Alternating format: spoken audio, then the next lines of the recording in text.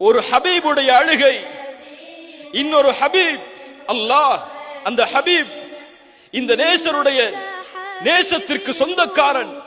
அந்த அல்லாஹ் ஜிப்ரீலை அனுப்புகிறான். ஜிப்ரீல், செல்லுங்கள் முஹம்மது ரசூலிடத்திலே, அவர் ஏன் அழுகிறார் என்று கேட்டு வாருங்கள், எனக்கு தெரியும், கேட்டு வாருங்கள்.